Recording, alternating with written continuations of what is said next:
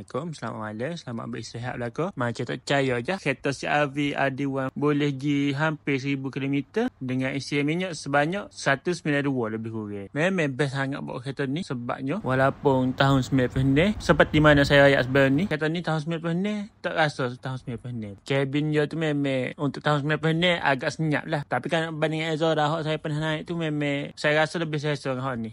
Disebab kereta ni adalah sebuah SUV, memang sedap bawa sebabnya ia tinggi. Seat dia pun memang terasa sakit belakang. Tapi ni atas pengalaman saya sendiri sebab model kereta saya ni tak ada armrest. Jadi bahu tu memang sakit sikit lah. Sebab saya biasa untuk drive jauh dengan kereta ada armrest. Lepas tu pula kereta saya ni owner asal dia cabut long shaft tu. So handling dia tu memang agak kurang lah sikit. Contohlah nak buat U-turn untuk jalan 2 lorong memang tak lepas lah. Kena undur sikit baru lah boleh buat U-turn dengan molek. Okey, kesimpulannya dengan harga bawah RM10,000 kira harga mampu milik juga.